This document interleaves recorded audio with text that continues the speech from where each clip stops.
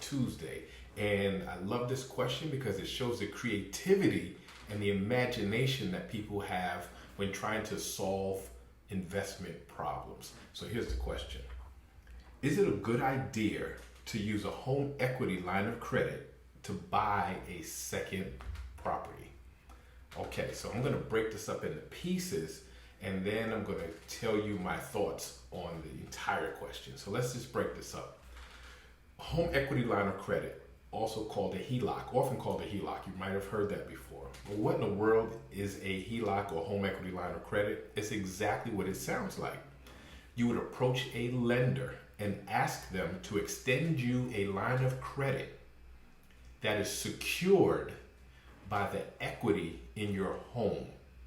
So what is equity? Equity simply means the difference between what the current market value of your home is and what you owe. So if you have a property that's valued at, say, $300,000 and you owe $200,000 on a mortgage, the difference, meaning 300 minus the 200,000, is the equity. So that would leave $100,000 in equity. You would approach a lender and say, I have $100,000 worth of equity, which means if I don't pay this back, you could foreclose on my property and then you could get your money that I owe. And usually a HELOC, they'll give you about 75 to 80% of the equity, of the value of the equity. So if you had $100,000 worth of equity, they will probably extend to you $75,000 in credit. Now that's important. It's not a loan, right? So the difference between credit and a loan, when you get a loan, it usually comes at an interest rate. You get the money in one lump sum and you pay it back over time. With a HELOC or a line of credit, you have that amount available, but you don't have to use the entire amount. You can use as much of it as you need at that time, and as you pay it down, it kind of renews itself. And so if you had $75,000 worth of credit and you use $25,000 of it, you only pay the interest on what you pull out, right, and what you borrow from it. And as you pay it down, then it renews itself. Usually with the draw period is about 10 years on a HELOC. And at that time, you only have to pay interest. And then there's a payback period, which can extend up to 30 years. So what are the pros of a HELOC? No closing costs, usually no fees to draw. The interest rates are pretty low, so between 2.95 and 3.95%, which is extremely low, which is way different than a credit card, which the average is about 16%. Like I said, it renews itself. They don't really ask questions on how you use the money. You could use it for whatever you want to use it for. But let's look at the cons of it. The interest rate, although it's low, is adjustable. So as interest rates rise in the market, your interest rate will rise too. Some other cons, to me the biggest con is you're using your property as collateral. So if whatever you use the money for, you're not able to pay it back in time, then your home gets foreclosed on. So, those are some of the major drawbacks of it. So now let's just unpack this question. Is it a good idea to use a HELOC to buy a second property? So I have a philosophy. Anything I borrow money for must be able to service the debt. So what does that mean, right? If we're talking about using it as leverage and not creating bad debt. So bad debt is when you borrow money and whatever you borrow money for doesn't pay for the debt, the cost of the debt, right? And so it just grows. Good debt or leverage is when you are able to take some money to get something greater than what you got, than the money, and it pays for the money that you borrow. So when we're talking about buying a second property, are we talking about an investment property or a second home? A second home does not generate income, and therefore you just created a greater debt.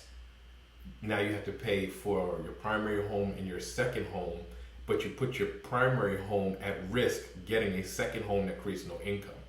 So hopefully the questioner was asking, when they said a second property, an investment property. So now let's look at investment properties.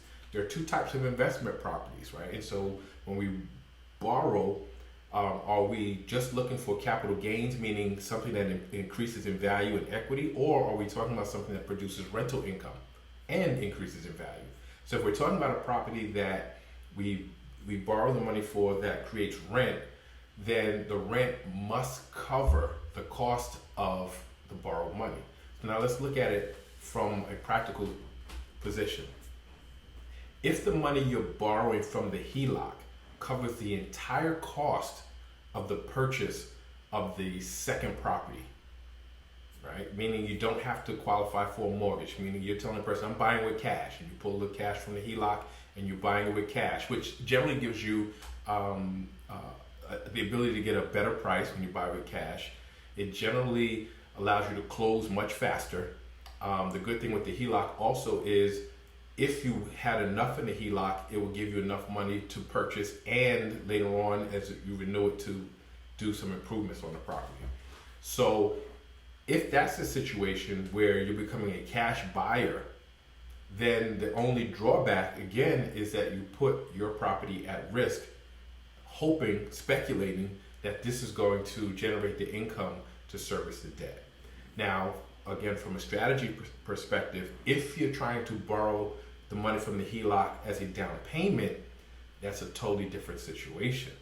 So practically, you probably can't do it anyway. Because if you borrow from the HELOC to use as a down payment and you have to qualify for a mortgage for the remainder of the purchase, many lenders will not allow you to use a HELOC as a down payment. And so they won't give you a mortgage. You won't qualify for a mortgage. Some lenders will allow you to do that, but if you get a lot of money from the HELOC, it changes your debt to income ratio and you might not qualify for a mortgage even if the lender allows that. And so to use it as a down payment, sometimes you won't qualify. But supposing you do, so you use the HELOC to get the down payment, you qualify for a mortgage. Now you have two debts on this property, right? So you bought a property and not only is the new property at risk because of the mortgage, right? That's secured. The mortgage is secured by the new property. The HELOC is secured by the old property. So if this one property goes down, you're at risk of losing two properties. So to wrap this whole thing up, is it a good idea to use a HELOC to get a second property? My suggestion is, if you have other means of financing the second property, try to exhaust all those other means first, because to me, it is not worth risking my home for an investment, right? Home should feel safe and secure, and to me, just, be a store of wealth that you can pass on to another generation. So some people would do it. You've heard the pros, you've heard the cons. My personal feeling is try another method. If you can finance it another way, do it. If not, go into it knowing the risks, knowing that you're jeopardizing where you live, knowing that you might not qualify for a mortgage, trying to do it anyway. But it's a great question, and that's something you will have to decide for yourself. But love the questions. Feel free to comment. Let me know your thoughts. Let me know if you have some experience trying that, whether it turned out well or not. I'd love to hear your story. But keep the questions coming, and I'll see you next Tuesday.